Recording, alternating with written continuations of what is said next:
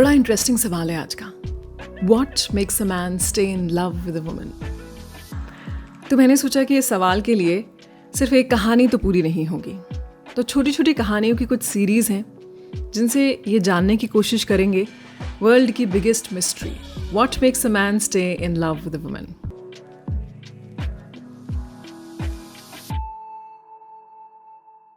Story number 1। Kartika की शादी के पहले साल लव मैरिज होने के बावजूद भी अपने हस्बैंड से उसकी काफ़ी आर्ग्यूमेंट्स होते थे। जतिन के पिछले अफेयर को लेकर। ऐसा नहीं था कि जतिन कार्तिका पर चीट कर रहा था या ऐसा कभी हुआ था। इनफैक्ट उसने ऐसे ही बड़े कैजुअली अपने रिलेशनशिप के बारे में कार्तिका को बताया था, जो कि एक पास्ट रिलेशनशिप था। तो फिर झगड़े की जड़ क्या थी? कार्तिका अक्सर उससे उसके पास्ट को लेकर कई सारे सवाल करती थी या कभी कभी गुस्से में ताना भी दे देती थी। कार्तिका की यही आदत दोनों की शादीशुदा लाइफ को खराब कर रही थी। सवाल, what makes a man stay in love with a woman. औरतों का दिमाग ना हमेशा इंटरकनेक्टेड होता है, लेकिन आदमियों के दिमाग में ना कंपार्टमेंट्स होते हैं। पास्ट रिलेशनशिप, जॉब का एक, क्रिकेट का एक, स्पोर्ट्स का एक, और जैसे जैसे लाइफ में कंपार्टमेंट्स बढ़ते जाते हैं वैसे वैसे इन कंपार्टमेंट्स में जिनका काम नहीं आता है वो पीछे की तरफ जाते जाते हैं। तो ऐसे में बड़े ही कुदरती कह लीजिए या कंडीशनिंग कह लीजिए, आदमी अक्सर पुरानी मेमोरीज को इतना याद नहीं करते हैं जितना औरतें करती हैं, क्योंकि औरतें हमेशा प्रोसेस ओरिएंटेड होती हैं और आदमी आउटकम ओरिएंटेड। इसीलिए stop discussing the past, stop wanting to know what happened in their past relationship. या फिर अगर आपको पता लग भी गया है या आपने जान भी लिया है तो ये समझने की ज़रूरत है that you are his present and past is past. कहानी नंबर 2। अरे लेकिन मुझे तो ये भी नहीं पता है कि आखिर तुम अपसेट हो किस बात पर। लिली ने जैसे ये सुना ना, उसे और ज़्यादा गुस्सा आ गया। शादी को 2 साल हो चुके हैं लिली और दीपांश की, लेकिन आज भी दीपांश को यह समझ नहीं आता है कि आखिर लिली को गुस्सा किस बात पर आ जाता है।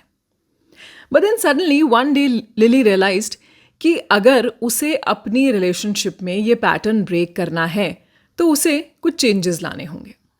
इसीलिए अब किस बात पर गुस्सा आता है और फिर उसके बाद और 2 दिन इस बात पर गुस्सा करना कि क्यों दीपांश अपने आप में ये नहीं समझ पा रहा है कि लिली को गुस्सा क्यों आ रहा है, यानी कि गैसिंग में और 2-3 दिन वेस्ट करना, उसकी बजाय क्यों ना वो क्लियरली बता दे कि ऐसी कौन सी बात है जिससे उसे गुस्सा आ रहा है। देखिए, what makes a man stay in love with a woman, एक ये बहुत इंपॉर्टेंट बात है कि कोई भी ये नहीं जान सकता है कि हमारे दिल में क्या चल रहा है या हमारे दिमाग में क्या चल रहा है। तो ये जान लेना, और वो भी रिलेशनशिप के स्टार्टिंग फेज में, कि अपने आप समझ लें कि हमें गुस्सा क्यों आ रहा है, थोड़ा डिफिकल्ट होता है। इसीलिए पजल बनने की बजाय आप ओपनली बता दीजिए, and that is the key to communication. वरना आप खुद ही सोच के बताइए, जो हमेशा एंग्री या फिर चिड़चिड़े मूड में रहती हैं उनसे कौन प्यार करना चाहेगा। हाँ, ये ज़रूर हो सकता है कि आपके एंग्री या चिड़चिड़े रहने की कोई एक ज़रूर वजह है, तो बस वो वजह ही तो बता दीजिए। Moving on to the story number 3। Shruti को पता था कि वो कभी जॉब नहीं करना चाहती थी। उसे तो अपनी माँ की तरह घर संभालना अच्छा लगता था। 2 बच्चे, खूबसूरत घर, साल में 1 बार वेकेशन, बस यही उसका आइडिया था एक लाइफ का, एक आइडियल लाइफ का। लेकिन जैसा हम प्लान करते हैं, ज़रूरी तो नहीं कि ज़िंदगी वैसा ही प्लान करे। ज़िंदगी हमेशा उसे अनप्लान करने के तैयार रहती है। श्रुति की शादी हुई योगेश के साथ, लेकिन योगेश शादी के शुरुआती दौर में श्रुति की सिंप्लिसिटी को समझ ही नहीं पाया। फाइनली दोनों ने अपने रास्ते अलग कर लिए। दोनों ने जब डिवोर्स लिया तो श्रुति चाहती तो एलिमनी मांग सकती थी लाखों रुपयों में, लेकिन उसने ऐसा नहीं किया। दोनों को कोई बच्चा भी नहीं था और डिवोर्स म्यूचुअली हो गया आसानी से। सवाल, what makes a man stay in love with a woman. Don't think man as an ATM। Get qualified, work hard, earn your own money. आज उनके डिवोर्स के 4 साल बाद जब श्रुति और योगेश एक प्रोफेशनल कॉन्फ्रेंस में मिले और योगेश ने श्रुति को देखा, तो योगेश के चेहरे पर जो गिल्ट था और श्रुति के चेहरे पर जो चमक थी, उससे एक बार फिर ये समझ में आ गया कि योगेश ने कितनी बड़ी गलती की है और उसे आज ये समझ में आया कि वो हमेशा श्रुति के साथ प्यार में रहेगा और कभी उसकी इज्जत कम नहीं कर पाएगा। कहानी नंबर 4। राधिका की अक्सर अपने हस्बैंड से शिकायत रहती थी कि वो उसकी एक्सपेक्टेशन पूरी नहीं कर पाता है, उसकी एक्सपेक्टेशंस पर खरा नहीं उतरता है। क्योंकि राधिका की एक्सपेक्टेशन किसने सेट की थी? उसके पापा ने, उसकी बड़ी बहन के हस्बैंड ने, उसकी फ्रेंड के हस्बैंड ने, जिन्हें वो अक्सर देखती आ रही थी कि वो बाहरी रूप से कैसे रहते हैं। हम अपने फादर को भी एक तरह से बाहरी रूप से देखते हैं क्योंकि हम उन्हें अपने फादर की तरह देखते हैं। लेकिन अगर हम अपनी माँ से पूछें कि एज अ हस्बैंड के रोल में वो कितने सही हैं या कितने गलत हैं या कितने जायज़ हैं, तो हो सकता है कि आपकी माँ को भी एक दो शिकायत रह जाएंगी। राधिका अपनी शादी के बाद अपने हस्बैंड को बिल्कुल ऐसे ट्रीट करती थी जैसे कि वो उसकी एक्सपेक्टेशन पूरी करने के लिए ही बना है। उसका हर सेंटेंस इसी बात से शुरू होता था कि मेरे पापा तो ऐसा करते हैं, जिया जी तो ऐसा करते हैं, तुम ये नहीं कर पाते।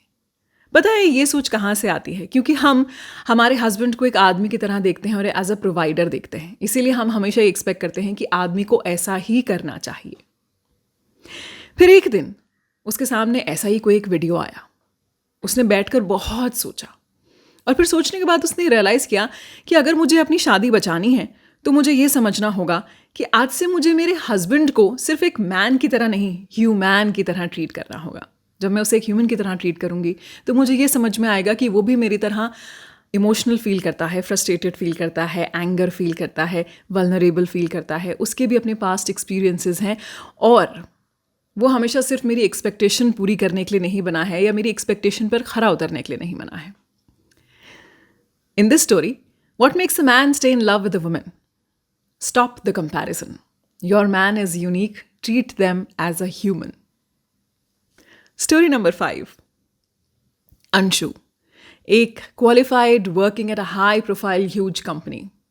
उसका पीपल मैनेजमेंट स्किल ना बड़ा अमेजिंग था, इसीलिए इतनी कम उम्र में वो इतनी बड़ी टीम को लीड करती है। अंशु को लगा कि गौरव के साथ जो उसका रिलेशनशिप है उसमें यही उसकी सबसे बड़ी पावर होगी, यही ताकत होगी कि वो तो इंसानों को आसानी से डिकोड कर लेती है। पता है अक्सर हम फीमेल्स के साथ ऐसा होता है कि हम रिलेशनशिप की शुरुआत में ही जिसके साथ रिलेशनशिप में है उनके बारे में बहुत कुछ बहुत जल्दी जानने की कोशिश करते हैं। इसीलिए हमारे दिल में, दिमाग में बहुत सारे सवाल होते हैं।